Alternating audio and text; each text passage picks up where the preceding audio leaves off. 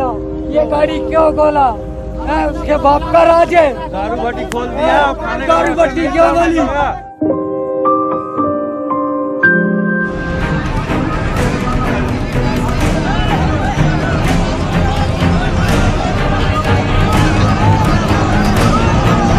खाने पीने की कोई व्यवस्था नहीं है, कोई पूछने वाला नहीं है। 17 दिन का बच्चा है।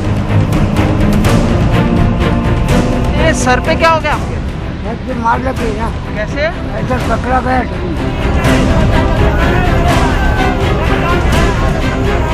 जो पटरी के रास्ते हैं, जो ट्रेन का जो रास्ता है, जो पटरियां हैं, उसी के सहारे सहारे आप लोग यहाँ पर आए हुए हैं।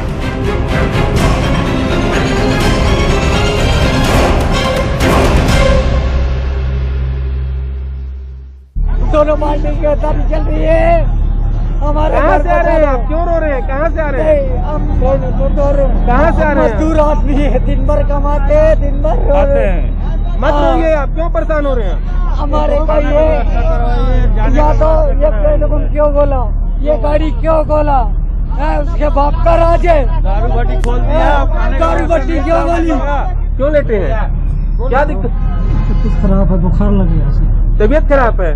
कैसे? चलते चलते कब से पैदल चल रहे हैं आप? 2 दिन हो गए। 2 दिन से? कुछ खाया है आपने? अच्छा, ये सर पे क्या हो गया आपके? ऐसे मार लग गई ना। कैसे? ऐसा पकड़ा बैठ। क्या टकराया? और रिक्शा वाला था कि गाड़ी वाला, वो तो नहीं जान पाया। मैं वो गाड़ी में मैं चलते चलते जा रहा हूँ। हाँ, तो वो टकरा गया। टकरा गया, वो नीचे नहीं गिरा, मतलब ऐसा सीढ़ी था, सीढ़ी के ऊपर रुका था। 17 दिन का ये बच्चा है। 17 दिन का बच्चा पिछले 4 दिनों से, करीबन 40 डिग्री तापमान है यहाँ पर, 4 दिनों से सड़क पर लगातार चलता हुआ जा रहा है। इतना परेशानी है, इतना धूप है। आप लोग तो भी कहाँ से चलते हुए निकले और कहाँ जाना है? हम राम मंदिर से निकल के चल रहे हैं और वाशिम तक जाना है। वाशिम जाना है। इतना छोटा बच्चा है, क्यों आप उधर रुके क्यों नहीं और उधर से क्यों निकल गए? उधर बहुत बीमारी बढ़ रही है ना, इसलिए उधर से निकल। अच्छा, तो गाड़ी की व्यवस्था या कोई और व्यवस्था नहीं है? नहीं। आपका नाम क्या है? अजय कुमार तिवारी। तिवारी जी, आप कहाँ से निकले हैं? अभी खाना खाया? इससे पहले खाना कब खाया था? वो बम्बई से निकला था परसों। अभी इससे पहले खाना कब खाया था? कल्याण में।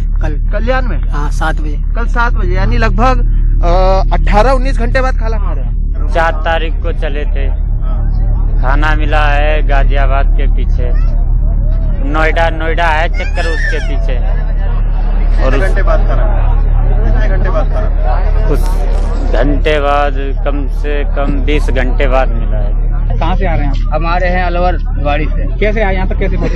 पैदल ही आए हैं। कहीं पे एक रास्ते में ट्रक वाले पे लगा दिया, वो ट्रक वाला आगे लाके पैसे मांग रहा है। पुलिस वाले ने तो ऊपर भर दिया उसमें। अच्छा। वो आगे आए तो ट्रक वाले ने 100 रुपए लिया 10 किलोमीटर लाने के।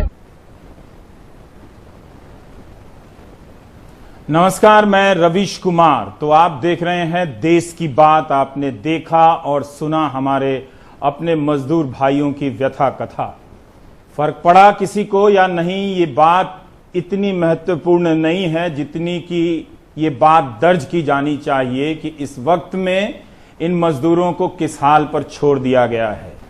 माइग्रेंट आप कहते हैं, ये आपके लिए एक कैटेगरी होगा, प्रवासी मजदूर, लेकिन इसके भीतर भी कई प्रकार के प्रवासी मजदूर हैं। पलायन के भीतर भी कई प्रकार का पलायन। एक स्वस्थ मजदूर का लगातार पैदल चलते रहना और एक गर्भवती महिला मजदूर का लगातार पैदल चलते रहना दोनों एक समान नहीं है। उसी तरह से एक राज्य से दूसरे राज्य के बीच मजदूरों का पलायन तो हो रहा है, पैदल, रेल से या बस से, लेकिन एक राज्य के भीतर भी एक जिले से दूसरे जिले की तरफ 600-600, 500-500 किलोमीटर की यात्राएं करने के लिए मजदूर मजबूर हैं और रास्ते भर में इनके पास खाने के लिए कुछ नहीं। इसलिए हमने सोचा कि आज हम इस बात पर फोकस करेंगे कि ये मजदूर खाना क्या खाते हैं, मिलता क्या है इन्हें भोजन के नाम पर। बुधवार को सोहित के साथ बात करते हुए एक मजदूर ने कहा कि उसने सिर्फ चावल और नमक खाया है। सुपर पावर इंडिया का एक मजदूर चावल और नमक खा रहा है। ये बात सुपर पावर अमेरिका को इंग्लिश में मत बताइएगा, ठीक बात नहीं है घर की बात बाहर बताना। लेकिन आप सोचिए कि इन मजदूरों के भोजन का हिसाब हमारे संवाददाताओं ने इनसे पूछा है कि आपको अंतिम भोजन कितने घंटे पहले मिला? 17 घंटे, 15 घंटे पहले रोटी सब्जी दाल खाई थी, या सिर्फ चाय, एक छोटा सा पैकेट बिस्किट का खाकर आप यात्राएं करते रहे? कई लोगों से हमारे संवाददाताओं ने, साथियों ने पूछा है, और ये तस्वीरें उनके नाम और उनके खाने के हिसाब के साथ आपके स्क्रीन पर चल रही हैं। और आप देखिए और महसूस कीजिए कि एक शारीरिक शक्ति को बनाए रखने के लिए खास स्तर की पौष्टिकता, न्यूट्रिशन की जरूरत होती है, लेकिन भोजन 3-4 दिन से ना मिले और लगातार आप पैदल चलते चले जाएं तो पता चलता है कि किस तरह का नुकसान आपका शरीर उठा रहा है। और अगर इनमें से कोई संक्रमित हुआ तो वो इस बीमारी का सामना करने के लिए कितने कमजोर हो जाएंगे। सोहित मिश्रा हमारे साथ जुड़ गए हैं। सोहित, हम आपसे यही जानना चाहते हैं कि कल बुधवार को जब आपसे बात हो रही थी, आपने एक मजदूर से पूछा कि आपने चावल के साथ दाल और भाजी भी खाई, तो उसने कहा नमक खाया है। मैं ये जानना चाह रहा हूं कि आज सुबह से आप इतने मजदूरों के साथ गुजरे हैं, उनके साथ चलते देखा है, आप बता सकते हैं कि इस वक्त उन तक खाने का सोर्स क्या है, कैसे पहुंच रहा है? क्या दुकानें खुली हुई है, जेब में पैसे है कि लेकर खा रहे हैं? और खा रहे हैं तो ये क्या खा रहे हैं? बिल्कुल, देखिए रवि जी, अभी हम जहाँ पर मौजूद हैं, अभी के अभी आपको बता रहा हूँ, दाहिने तरफ कोई संस्था है जिन्होंने यहाँ पर खाना लाया है, और मजदूरों की आप संख्या देख सकते हैं, आप लाइन देख सकते हैं कि उन्हें खाना देने की कोशिश की जा रही है। एक मजदूर अभी जस्ट खाना लेकर निकले हैं। क्या दिया है आपको खाने में? खाना दिया थोड़ा। हाँ, खाना क्या है? चावल है? हाँ, चावल और आलू की सब्जी मिला के दी हुई है। अच्छा, एक बात बताइए, इससे पहले आपने कब खाना खाया था? कल खाया था। कल खाया था। कल कितना बजे खाया होगा? 12-1 बजे। हाँ, 12-1 बजे, रात को 12 बजे। और उसके बाद दिन भर में क्या आपको कुछ मिला खाने? नहीं मिला। तो यानी कल रात को 12 बजे के बाद अभी आप खा रहे हैं 6 बजे। रवि जी, एक दूसरे व्यक्ति जिनसे मैं लगातार अभी पिछले 10 मिनट से जब हम रुके थे, आप एक तरफ देख रहे हैं कि कितनी लंबी कतार लग गई है। मुंबई में अगर हम होते तो अब पुलिस डंडा मारकर सोशल डिस्टेंसिंग की बात करती। मुंबई के बाहर है, लोग लगातार लाइन लगाए हुए मौजूद हैं। यहाँ पर कुछ संस्थाएं हैं जो इधर खाना पहुँचा रही हैं। दोपहर के समय क्योंकि धूप ज़्यादा था, लोग रुके हुए थे, तो खाना तब इसलिए यहाँ पर दिया जा रहा है। जिसके बाद अब एक बार फिर से ये मजदूर निकलेंगे।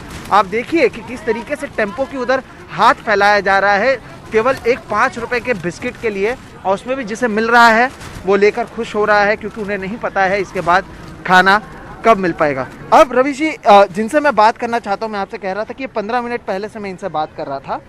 2 छोटे बच्चे हैं, एक और उनकी पत्नी के साथ वो यहाँ पर आए हुए हैं। यहाँ पर जब चावल दिया गया इन्हें, तो इन्होंने अपने बच्चों को दे दिया, अपनी पत्नी को दे दिया। ये ऐसी हैं। आपका पहले नाम बताइए, आप कहाँ से आए और कहाँ जा रहे हैं? अखार कूपन से आए सर। हाँ, अखार कूपन। और कहाँ जाना है आपको? हमको एमपी जाना है। एमपी जाना। कितने समय से चल रहे हैं आप? हम 5 दिन हो गए। 5 दिन से चल रहे हैं। अच्छा, आपने आखिरी बार खाना कब खाया वो बताएं। हमको सर कल मिला था शाम के 6 बजे। कल शाम को 6 बजे। एक बोला के खाना ले आ रहा है। हाँ, तो उधर रुक गए सब लोग। हाँ, फिर उसका पता ही नहीं चला। फिर दूसरे चौराहा गए तो उधर मिला था 6 बजे। क्या खाया था कल शाम को 6 बजे? चावल ही मिला था सर। चावल और चावल और चाम ले भर में। हाँ, चाम ले। सिर्फ चावल? हाँ, उसमें अच्छा, उसमें कुछ डालकर। अच्छा, तो आज दिन भर आपने क्या खाया? अभी मैंने देखा कि आपको जो खाना दिया गया है आपने वो बच्चों को दे दिया। आज दिन भर आपने क्या खाया? हाँ, अभी खाया। अभी खाया, यानी 24 घंटे बाद खा रहे हैं। तो रवि जी देखिए, 24 घंटे पहले इन्होंने खाया था जब किसी ने दिया था, 24 घंटे बाद वापस खा रहे हैं। एक दूसरी चीज जो मैं आपको दिखाना चाहता हूँ, आप देखिए इनके पैरों को। एक पैर में जूता है, एक पैर में चप्पल है। एक पैर में जूता और एक पैर में चप्पल क्यों पहने आप? सर टूट गया। हाँ? दुख रहा है वो पैर, सूज गया है। हाँ, तो एक पैर जो सूज गया है इसलिए वहां पर वो चप्पल पहने हुए हैं और दूसरे पैर में जूता पहना हुआ है। दूसरी तरफ आप देखिए कितने लोग यहाँ पर हैं। आपने खाना खाया? सर खाना खाया और अभी आया हूँ। हमको कल निकले हैं 2 बजे दिन से, तो अभी यहाँ आने के बाद मुझे खाना मिला। वहाँ ठड़ा हूँ, वासिन के पास ठड़ा हूँ मैं। अच्छा, इससे पहले आपने खाना कब खाया था? नहीं मिला है। कल हम कल, घर कल से जहाँ से हम घर से चले हैं वहीं से खाना खाए थे, वो भी खाली दाल चावल खाए थे। कितने बजे खाया होगा आपने ये? खाया हम करीब 2:30 बजे दोपहर को। जी रवि जी देखिए, कल दोपहर 2:30 बजे के बाद अभी 6 बजे इन्हें खाना मिला है। तो समझिए 24 घंटे से ज्यादा का समय हो चुका है। अभी जो ये लोग खा रहे हैं सोहित, जी सोहित, अभी जो ये खा रहे हैं, क्या सिर्फ चावल खा रहे हैं या इसमें दाल भी है, सब्जी भी है, और क्या रास्ते में दुकानें बंद हैं जिसके कारण ये खरीद कर नहीं खा पा रहे हैं? क्या इनके पास पैसे हैं भी? जी देखिए, अभी जो इन्हें दिया गया है इसमें चावल में सब्जी बिल्कुल मिलाई गई है। हम देख रहे हैं ये एक तरह का आप कह सकते हैं पुलाव है जो इन्हें दिया गया है। अच्छा एक बात बताइए, आपने कल खाना खाया था, बीच में कहीं पर दुकान खुला नहीं था इसलिए खाना नहीं खाया? क्या दुकान खुले थे या आपके पास पैसे भी हैं? अगर दुकान खुले हो तो खाना खाने के है 500 रुपये है, खाली सेठ ने भगा दिया, बोला पैसे नहीं है, आप लोग जा सकते हो। इसके लिए हम लोग वहाँ से पैदल ही चला। सेठ लोग हम लोग के सामने रो रहे तो हम लोग कुछ नहीं बोल सकते, सेठ भी रोता है, पैसा नहीं दे रहे। आप क्या काम करते हैं? हम होटल पे काम करते हैं। होटल में कहाँ पर? जी सर, हम करते हैं यहाँ डोंबिवली वेस्ट में काम। डोंबिवली? हाँ। तो कितने दिन से चल रहे हैं? वहाँ से हम 2 बजे कल निकले, कल दोपहर 2 बजे। हाँ। तो इनके मालिक ने इन्हें पैसा नहीं दिया है, इनके पास केवल 500 रुपया है, कह रहे हैं कि कुछ है नहीं। सड़क पर कहीं आपको होटल या कहीं पर कुछ खाने के लिए कुछ दिखा? वैसा दिखा है, पर वो बोला यहाँ टाइम लगेगा, 2 घंटा तक रुकना पड़ेगा। मैं बोला सर नहीं रुक सकता, हमको आगे भी चल के कुछ हो सकता है, मिल जाए, संभावना हो तो ले सकते हैं। उसके बाद कुछ मिला नहीं है सर अपने को भी। जी तो देखिए, ये क्योंकि कहीं पर रुकना है और इन्हें आगे भी बढ़ना है तो कोशिश थी।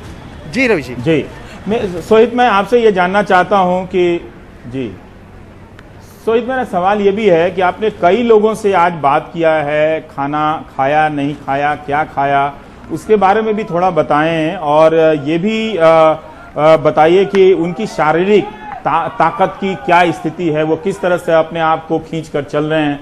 बहुत अच्छी बात इन्होंने अभी कही कि ये हंगामा किस बात का हो रहा है। बहुत अच्छी बात उन्होंने कही कि सेठ भी रो रहा था तो हम क्या करें। एक मजदूर ने सेठ की व्यथा समझ ली, लेकिन जो सबसे बड़ा सेठ है इस देश में सरकार, उसको इसकी व्यथा नजर नहीं आ रही। रवि जी देखिए, जो सबसे पहला आपका सवाल था, तो अधिकांश जो भी लोग हैं, ये जैसे कि मैंने कहा, ये जो पुरुष जिन्होंने एक चप्पल पहना है, एक जूता पहना हुआ है, इनका जो मुख्य स्रोत है खाने का वो बिस्किट है। दिन भर बिस्किट उन्होंने भी खाया था। अच्छा ये बच्चा है आपके साथ, इसने आखिरी बार खाना आप खाया, इससे पहले कब खाया था? भाई खाया सर। नहीं, इससे पहले कब खाया था? इससे पहले भी बिस्कुट खाता रहा, सिर्फ बिस्कुट खा रहा है। तो आप जैसे बिस्किट खाकर लगातार चल रहे हैं, तो फिर आप कैसे चल रहे हैं? ताकत है चलने की? मैं देख रहा हूँ आप लंगड़ा कर चल रहे हैं, पैर छू जाए। मजबूरी में चल रहा है। मजबूरी में? जी। तो मजबूरी में चल रहे हैं रवि जी, ये सवाल का जवाब मिला है। और लोग यहाँ पर रुके हुए थे, पुलिस कुछ समय पहले यहाँ पर इन लोगों को समझा रही थी कि आप लोग रुक जाइए या आप लोग वापस चले जाइए और आपके लिए कोई व्यवस्था की जाएगी। लेकिन इन लोगों को पता है कि 45 दिनों से ज़्यादा समय तक रुके हैं और कोई व्यवस्था नहीं की गई थी। तो इसलिए आप देख सकते हैं कि एक व्यक्ति को जब बोला गया आप 2 घंटे रुक जाइए। जी, मेरा एक सवाल और है कि जी आप अपनी बात पूरी भी करें, और लोग चल कैसे रहे हैं? क्या सिर्फ पैदल चल रहे हैं या सेठों ने इन्हें साइकिलें दी हैं कि आप इन साइकिलों से चले जाइए? जी देखिए, पहले जो मैं बता रहा था वो ये था कि ये लोग रुकना नहीं चाहते हैं। जैसे कि इस व्यक्ति ने बताया कि केवल कहा गया था कि आप रुकना पड़ेगा आपको 2 से 3 घंटा, और इन्हें उम्मीद थी कि 2 से 3 घंटे में हम थोड़ा और आगे पहुंच जाएंगे तो घर और जल्दी पहुंच पाएंगे, इसलिए ये रुकना नहीं चाहते। यहाँ पर भी पुलिस इन्हें रोकने की कोशिश कर रही है, लेकिन इन मजदूरों का कहना है कि कितना दिन रुके, हम 45 दिनों से ज़्यादा समय रुक चुके हैं। और रही बात, तो कुछ साइकिल पर भी लोग, आप ये समझिए कि लोगों ने अपना पूरा जितना भी कमाई था, 4,500 रुपये के साइकिल खरीदे हैं। ऐसे हमें 8 से 10 लोग मिले जिन्होंने साइकिल कल खरीदा, उनके पास 5,000 रुपये थे, 4,500 रुपये का साइकिल खरीदा। 500 रुपया लेकर वो साइकिल से यहाँ से उत्तर प्रदेश, बिहार और अलग अलग जगहों पर जा रहे हैं। और कोई मालिक या कोई उनके जो दफ्तर वाले लोग हैं या उनके जो सेठ हैं, उन्होंने उनकी मदद नहीं की। जितना उनका कमाई था वो पूरा खत्म हो चुका है। एक व्यक्ति से जब मैं कैमरा नहीं शुरू था ऐसे ही बात कर रहा था कि अब गांव जा रहे हो, कैसा लग रहा है, तो एक चीज़ जो उन्होंने कही वो ये है कि जेब में पैसा नहीं है। हर बार हम गांव को पैसा लेके जाते थे, इस बार गांव से पैसा मंगाया और फिर उसके बाद अब यहाँ से निकले हैं, ऐसा कभी नहीं हुआ था। तो ये सारी चीज़ें ये लोग सोच रहे हैं। आप समझिए कि अब हमने जब खाने के बारे में, यहाँ पर लोग खाना भी खा रहे हैं और पीछे खड़े हुए हैं, किसी के पास भी आप चले जाके कुछ भी पूछेंगे, हर किसी का जवाब एक जैसा है। खाना मिलता है तो बहुत कम मिलता है, 24 घंटे में एक बार मिलता है, अब इसके बाद कब मिलेगा पता नहीं। तो बिस्किट के भरोसे ये लोग आगे बढ़ते जा रहे हैं।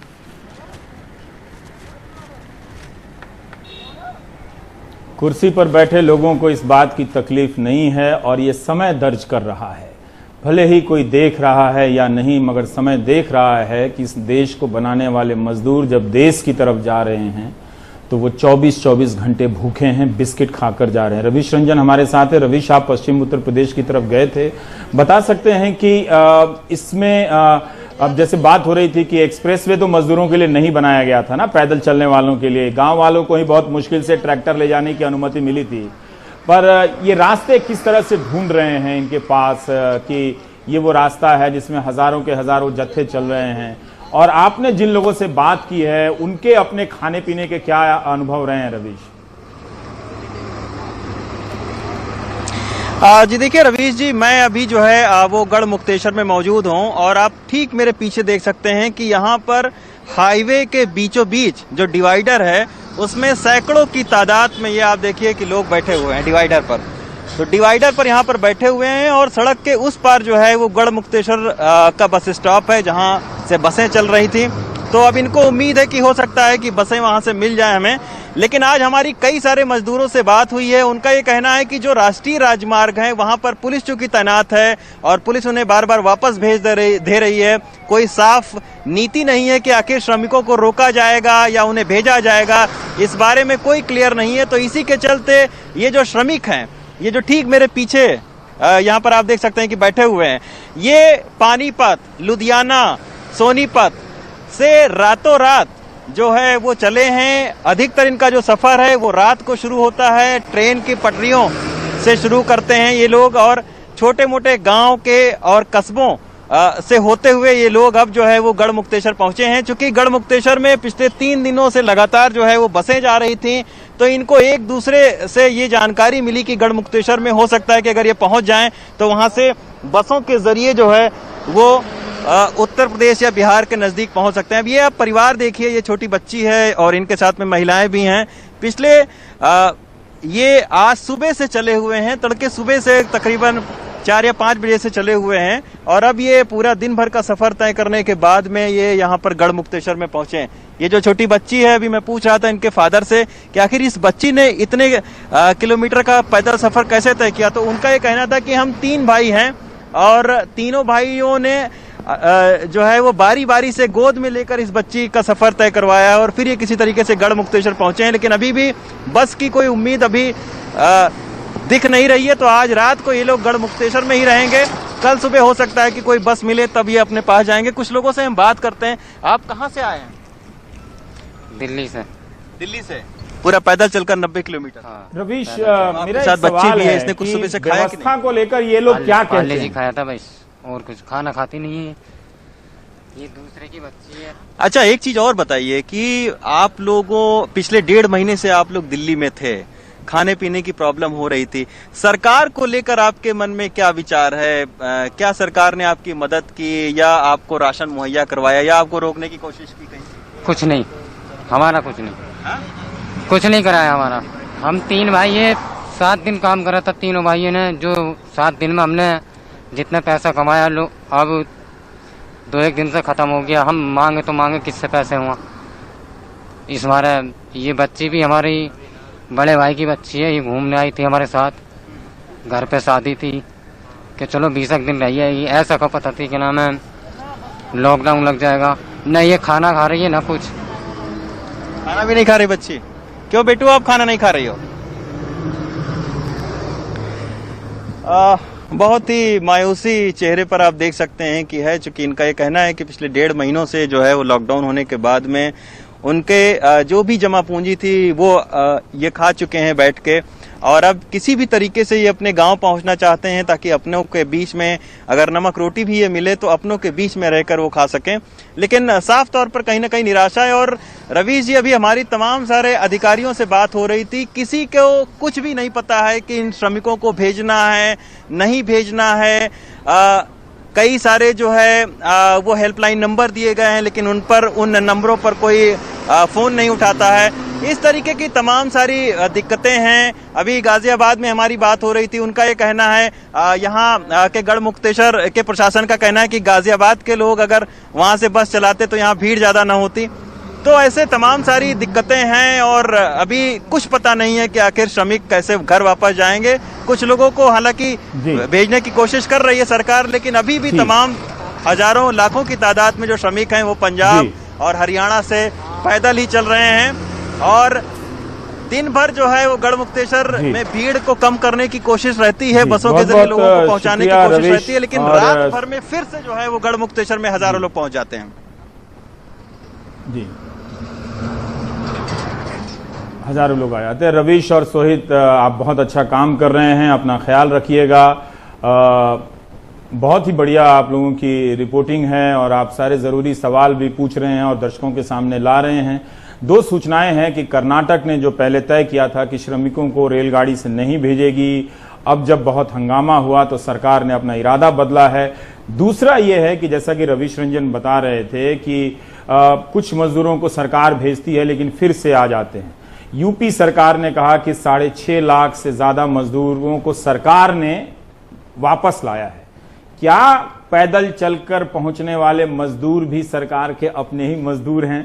अपने से मेरा मतलब सिर्फ इतना है कि क्या सरकार के उस 6.5 लाख की संख्या में शामिल है? ब्रेक के बाद बात करेंगे। लेकिन ट्रेन से एक मजदूर ने वीडियो रिपोर्ट भेजी है, वो सीख गए हैं। अगर आप उनकी तरफ ध्यान नहीं देंगे तो वो अपना वीडियो बनाकर वायरल करने लगेंगे। हम लोग को यहाँ बिरम गांव में लाकर ट्रेन में बैठाया गया 8 बजे, और 8 बजे ट्रेन वहाँ से खुली है और 6 बजे हम लोग को 1 बिस्किट और 2 रोटी और 1 रेल नीर का बोतल पानी मिला था। और इसके बाद अभी हम लोग 12 से आगे निकल चुके हैं, जो कि हमें अभी तक कोई खाना और पानी के लिए कोई हम लोग के पास अभी तक कोई स्टेशन से कोई सामान मिला नहीं खाने पीने का। इसलिए हमें अपने सरकार, बिहार सरकार से निवेदन है कि हम लोग की कुछ मदद की जाए।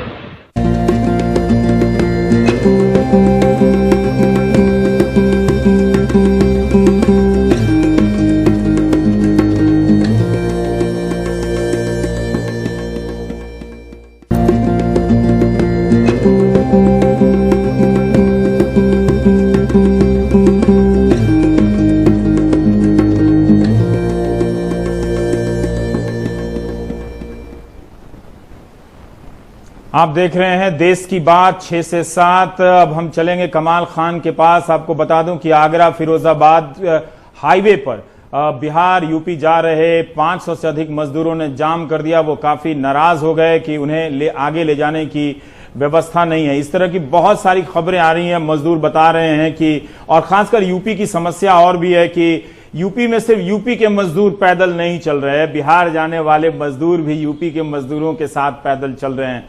सबको यही आसरा है कि वो सरकार नहीं तो ये सरकार कोई बस दे दे ताकि गाजीपुर तक तो कम से कम पहुंच जाए, फिर बक्सर पैदल चले जाएंगे। कमाल हमारे साथ है। कमाल, हम जानना चाहते हैं कि योगी आदित्यनाथ मुख्यमंत्री उत्तर प्रदेश कह रहे हैं कि 6.5 लाख से अधिक मजदूर उत्तर प्रदेश सरकार लेकर आई है और सभी मजदूरों को वापस लाएगी, लेकिन यहां तो बहुत सारे मजदूर खुद अकेले ही चले आ रहे हैं। क्या ये लोग भी उस 6.5 लाख या सरकार की अपनी नीतियों में सभी मजदूरों में शामिल हैं जो पैदल चलकर खुद से आ रहे हैं? नहीं, देखिए ऐसा है कि सरकार ने कहा है कि यूपी के जितने भी मजदूर बाहर हैं हर मजदूर को सरकार लाएगी। जब से ये श्रमिक ट्रेन चली है तब से 30,000 मजदूर आ चुके हैं, 32 ट्रेनें आ चुकी हैं, 67 ट्रेनों के साथ और मुआहिदा है। लेकिन उसमें एक दिक्कत है कि ये मजदूर जो हैं जानवरों की तरह भर के नहीं आ सकते हैं।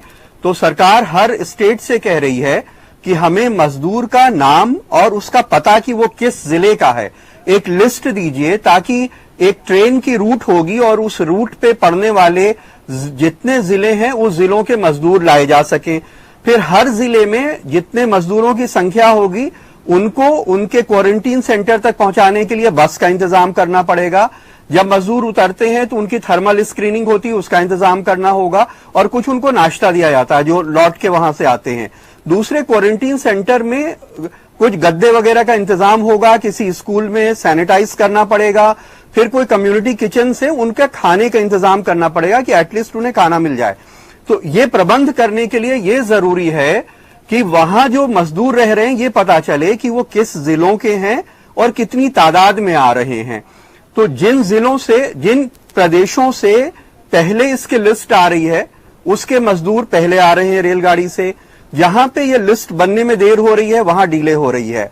जो मजदूर हैं वो बेइंतहा परेशान हैं, भूखे हैं, पैनिक में हैं। जहां काम करते थे वहां उनको पैसा नहीं मिल रहा है, खाने को नहीं मिल रहा है, इसलिए वो घर जाना चाहते हैं। ये वजह है कि बहुत सारे लोग अपने आप पैदल चलते हुए चले आ रहे हैं। ये फिरोजाबाद पे जो आए हैं इसमें जयपुर से 300-300 किलोमीटर पैदल चल के वहां पहुंचे हुए लोग हैं, जो बीवी बच्चे के साथ बेचारे पैदल सफर करते हुए 300 किलोमीटर लंबा सफर करके वहां पहुंचे थे, जिनको वहां पे रोक करके कहीं अलग अलग स्कूलों में रुकवा दिया गया है फिलहाल।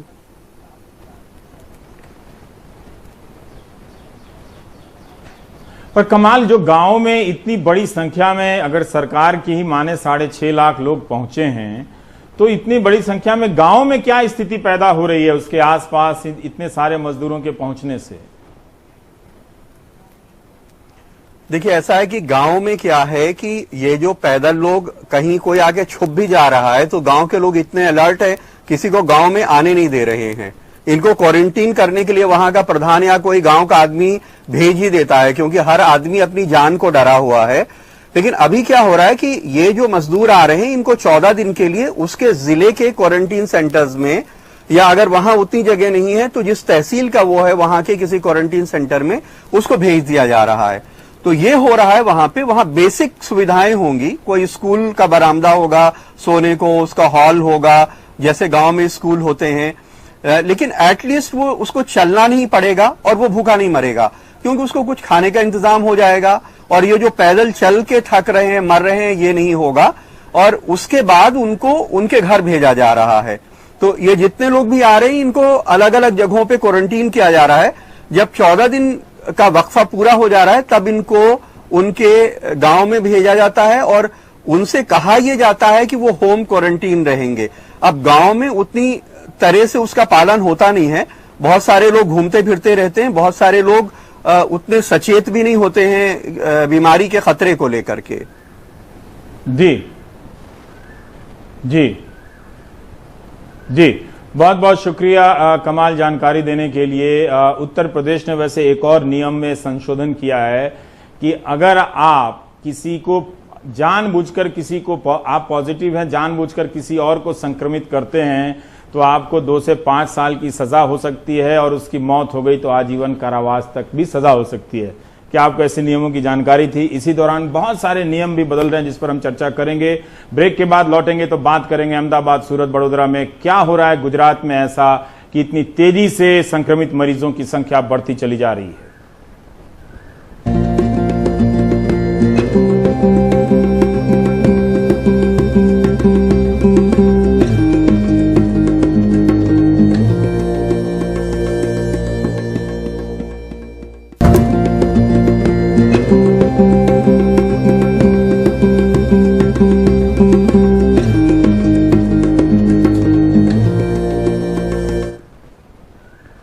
और अब हम बात करेंगे गुजरात की। क्यों गुजरात कोरोना के संक्रमित मरीजों के मामले में दूसरे नंबर पर है। 6 मई की शाम अचानक फैसला होता है कि अहमदाबाद पूरी तरह से बंद, सिर्फ दूध और दवाई मिलेगी। ऐसी क्या स्थिति आई, और जब ये स्थिति आ रही थी तो क्या आप सब दर्शकों को मीडिया के जरिए इसकी जानकारी मिल रही थी? कई लोगों ने गुजरात से हमें संदेश भेजे कि गुजरात पर फोकस नहीं है। हमारे साथ मनीष पानवाला हैं, नीलेश ठक्कर भी हैं। मनीष, हम ये जानना चाहते हैं कि स्थिति क्या बिगड़ रही है गुजरात में। 6600 से ज्यादा केस हो चुके हैं, उसमें अकेले लगभग 4400 केस आपकी राजधानी अहमदाबाद से हैं। जी बिल्कुल रवि जी, पहले से ही गुजरात पे फोकस कुछ कम गवर्नमेंट का रहा है। सेंट्रल गवर्नमेंट की ओर से जिस प्रकार से जो किट वगैरह जो मिलनी चाहिए वो मिली नहीं, और यहीं की सरकार भी जिस प्रकार से मामले की जांच होनी चाहिए पॉजिटिव मामले की, वो उस पर दरकार नहीं रखी थी। कोविड हॉस्पिटल जिस प्रकार से घोषित कर दी गई थी, लेकिन जो पेशेंट होते थे उनको इस प्रकार से ट्रीटमेंट में काफी सारे वीडियो मिले हैं रवीश जी पहले कि जो पेशेंट आते हैं उनको ठीक से ट्रीट नहीं किया जा रहा था। तो एक काफी समय से ये मामला चल रहा था। जैसे ही जो मामला हर रोज गुजरात में देखे तो करीबन 200 से 250 के रेंज में सिर्फ अहमदाबाद में बढ़ता था। आज की तारीख में भी देखें तो अहमदाबाद में करीबन 5000 के करीब मामले पॉजिटिव केस के पाए गए हैं और 298 डेथ अब तक हो चुकी है, और जिसके सामने जो डिस्चार्ज रेशियो है वो काफी कम है, वो करीब 1000 के करीब डिस्चार्ज रेशियो बताया जा रहा है। तो जिस प्रकार से देखिए, अहमदाबाद की बात करो या सूरत की बात करो या बड़ौदा की बात करो, हर जगह पे मामले जो मेट्रो सिटी स्टाइल के सिटी है वहाँ पे मामले काफी बढ़ रहे हैं। और सूरत की बात करें कि सूरत में करीब 825 सूरत शहर और जिला मिला के करीब 825 पॉजिटिव मामले दर्ज हो चुके हैं, और जबकि 36 मौत भी हो चुकी है और करीब 300 लोगों को अब तक सिर्फ डिस्चार्ज किए गए। तो जो सुधार का रेशियो है वो भी काफी कम है। मेरा मानना है काफी कम है, क्योंकि 1.5 महीना हो चुका है। वैसे 14 दिनों में जो भी पॉजिटिव मामले पाए जाते हैं उन पर जांच होने के बाद उनको डिस्चार्ज करने की प्रोसीजर होती है। अगर उनके नेगेटिव मामले टेस्ट होते हैं तो उनको बाहर निकाला जाता है। लेकिन जिस प्रकार से देखिए, अभी भी सूरत के अस्पताल में करीबन 450 से अधिक पेशेंट जमा है और अहमदाबाद में तो बहुत सारे लोग हैं। और जो सब्जी विक्रेता है, दूध विक्रेता है, उनको एक हिदायत देनी चाहिए थी पहले से कि जो भी सब्जी विक्रेता है वो ग्लोव्स पहन के निकले, मास्क पहन के निकले, या जो एक डिस्ट्रीब्यूशन का स्टाइल खड़ा करना चाहिए था वो खड़ा करने में सरकार नाकाम रही है। हमने जगह जगह पे देखा, जब भी सब्जी विक्रेता निकलते हैं, लॉरी लेके निकलते हैं, गरीब लोग होते हैं, वो लॉरी लेके निकलते हैं, वहाँ पे जहाँ पे खड़े रहते हैं वहीं पे मोब जमा हो जाता है। कहीं सोशल डिस्टेंसिंग वाला कुछ भी नहीं रहता, और जो भी लोग आते हैं वो खुद अपने हाथों से सब्जी लेते हैं। हमारे पास नीलेश हैं। नीलेश जी नीलेश, आप बता सकते हैं कि मनीष ने जिस तरह से बताया है कि सरकार ने जागरूकता को उस तरह से जन जन तक नहीं पहुंचाया, लोग नहीं समझ पाए, जो इन 40-45 दिनों की तालाबंदी में लोगों का एजुकेशन होना चाहिए था, शिक्षण होना चाहिए था, पर जिस तरह से लोगों ने शराब की दुकानों पर, आपके राज्य में तो नहीं लेकिन दूसरी जगह प्रदर्शन किया है, उससे उम्मीद तो यही है कि जितनी हमारी तैयारी थी उस पर पानी फिरने की ये पूरा इंतजाम हो गया। पर मैं ये जानना चाहता हूं नीलेश कि वजह आपको क्या लगती है कि गुजरात अति आत्मविश्वास का शिकार हो गया, या आज अहमदाबाद मिरर में पढ़ रहा था कि गुजरात जो है बिहार और राजस्थान से भी कम अपने स्वास्थ्य बजट पे खर्च करने लगा था, वहां एनीमिया के ज्यादा पाई जाती है, बच्चों में भी, बड़ों में भी, और यहां तक कि गुजरात में जो राष्ट्रीय औसत है उससे भी ज्यादा जो बच्चे हैं वो स्टंट पाए जाते हैं, यानी उनका कद नहीं बढ़ रहा है। तो जो स्वास्थ्य सुविधाओं पर ध्यान नहीं दिया गया इतने वर्षों में, तो अन्य राज्यों की तरह गुजरात में भी वो एक्सपोज हो गया। नीलेश, क्या ये वजह थी कि गुजरात में इतनी ज्यादा तादाद में संख्या बढ़ी?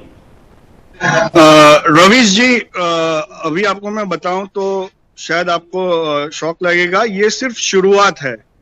अभी ग्रामीण इलाकों से केस नहीं आए हैं। जिस तरह से इंडस्ट्रीज को खोल दिया गया है, जिस तरह से सुबह शाम वडोदरा और सूरत, अहमदाबाद तो खैर कल से बंद किया है, सिर्फ दवाई और दूध ही मिलेंगे, लेकिन अगर वडोदरा और सूरत को भी नहीं रोका गया और रिस्ट्रिक्ट नहीं किया गया तो आने वाले दिनों में हो सकता है और भी चौंकाने नंबर आएंगे और केसेस बढ़ सकते हैं।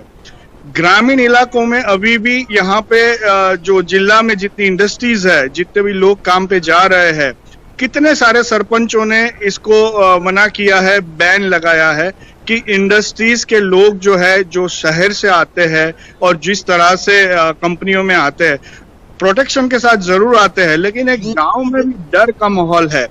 और जहां तक नंबर बढ़ने की बात है, मुझे ऐसा लगता है कि वडोदरा और सूरत में सुबह और शाम को लॉकडाउन का अमल बिल्कुल नहीं हो रहा है। लोग सब्जी लेने के बहाने अपने घर से बैग खुद ही भर के निकलते हैं और रास्ते पे जाके दिखाते हैं कि सब्जियां लेने जा रहे हैं, तो ग्रोसरी लेने जा रहे हैं। तो लॉकडाउन जैसा मुझे दिख नहीं रहा है। वडोदरा में बताऊं तो कितने इलाके ऐसे हैं जो सुबह शाम, वाघोडिया रोड हुआ या मकरपुरा हुआ, ऐसी सारी जगह पे आम सुबह आपको लगेगा ही नहीं कि यहाँ लॉकडाउन है। लोग बेबाकी से घूम रहे हैं, लोगों को इसका गंभीरता नहीं ले रहे हैं। प्रशासन को और कड़क इसमें कदम उठाने पड़ेंगे, और जैसे अहमदाबाद को बंद किया है, उसी तरह से वडोदरा और सूरत को भी बहुत बंद बहुत करना। शुक्रिया नीलेश और मनीष जानकारी देने के लिए।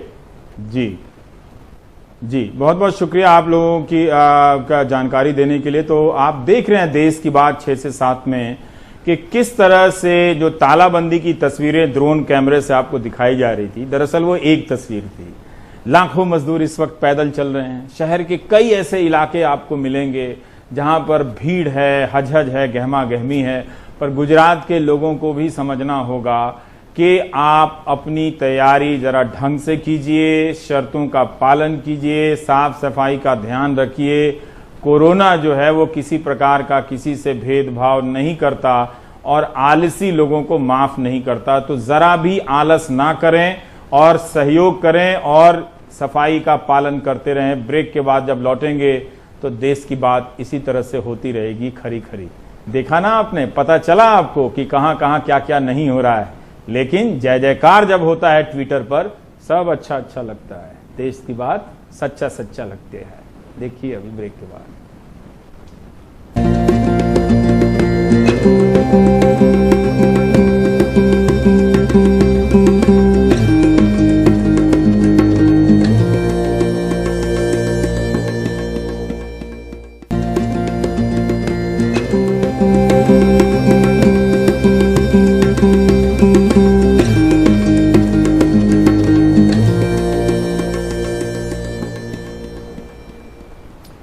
जब मजदूर पैदल चलते हुए घरों को पहुंचने के लिए मजबूर हैं, इनका कोई नाम नहीं है, कोई मिशन नहीं है। जब वो बस से भेजे जाते हैं, इनका कोई मिशन नाम नहीं दिया जाता है।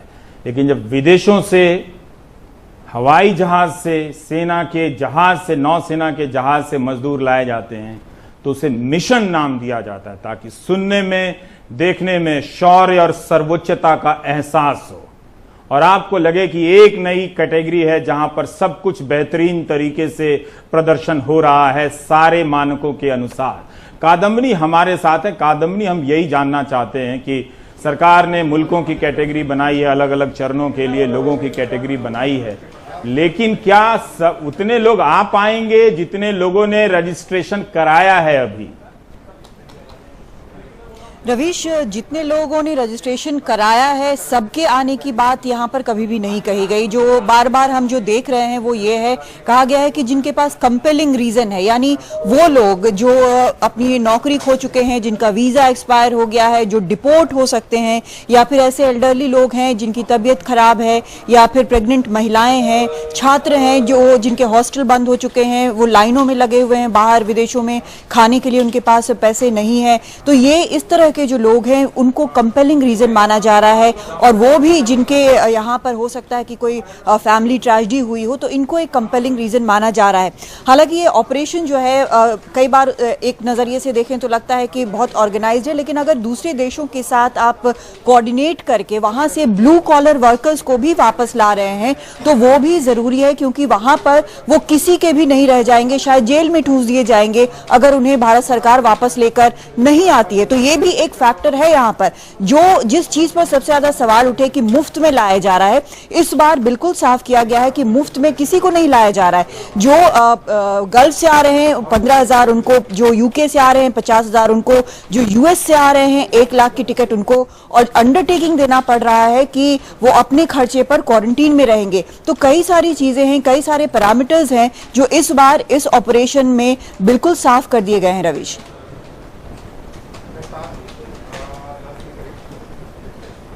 पर क्या कादम्बनी, अगर जानकारी हो तो उनको पता है कि अगर वो मुंबई एयरपोर्ट पर उतरे तो वहां के होटल में क्वारंटीन पे रहेंगे, या बुल्ढाना जाकर या फिर औरंगाबाद जाकर वहां के होटल में क्वारंटीन पे रहेंगे? किस तरह का होटल होगा, क्या चार्ज होगा? एक दूसरा है कि जैसे आप संयुक्त अरब अमीरात में ही देखें कि वहां से कोई 15-20 हजार लोगों की बात कही जा रही है, लेकिन रजिस्ट्रेशन तो बहुतों ने कराया। अब ये तो एक्सरसाइज शुरू हो जाएगा दूतावास का कि आप कंपेलिंग रीजन के आधार पर छटाई करें लाखों लोगों का, और जब पैसे देकर ही लोगों को लाए जा रहे हैं तो सबको क्यों नहीं लाया जा रहा है? जी रविश, पहला आपका जो सवाल है होटल्स के मामले में, उसमें जो हमें सूत्रों से जानकारी मिली है वो ये कि जो होटल्स हैं उनसे निगोशिएट करके एक शायद रेट फिक्स किया गया है और उस रीजनेबल रेट उसको बताया गया है। दूसरी चीज़ ये भी बताई गई कि हो सकता है कि जो आर्म्ड फोर्सेज हैं उनके क्वारंटीन में भी रखा जाए, उसके लिए भी पैसे देने होंगे, ये साफ कर दिया गया है। कौन से होटल हैं यह भी साफ नहीं है। लेकिन बाकी जो मसले हैं, जैसे वहाँ पर मान लीजिए यहाँ पर आते हैं ये सभी जो लोग यहाँ पर आते हैं, उसके बाद हर स्टेप पर इनको बिल्कुल साफ तौर पर जो प्रक्रिया है उनसे गुजरना होगा, उससे कहीं भी छूट नहीं है। अगर जैसे मान लीजिए वो फ्लाइट में है तो उनको जिगजैग तरीके से बिठाया गया है, 15-20 लोगों को एक बार में उतारा जाएगा, 1-1 मीटर का डिस्टेंस रखा जाएगा। तो ये सभी चीज़ें जो है इसको फॉलो किया जा रहा है। जिसको भी थोड़ा सा भी यहाँ पर टेम्परेचर नज़र आता है, जब वो अंदर आ रहे होते हैं, ट्यूब सा जो होता है उससे जब अंदर आ रहे होते हैं एयरक्राफ्ट के, तो उसको तुरंत आइसोलेशन में ले जाया जाएगा। तो ये सभी चीजें, हर प्रक्रिया का पालन हो रहा है और सबको इसीलिए नहीं लाया जा सकता कि आप सिर्फ गल्फ में अगर देखें तो 3 लाख से ज्यादा लोगों ने रजिस्टर किया। कईयों को शायद ये भी लगा होगा कि ये आसान तरीका है वापस जाने का, लेकिन उसमें काफी दिनों से रजिस्ट्रेशन चल रहा है, उसमें वीड आउट करने का मौका भी एम्बेसीज को पूरा मिला है। रविश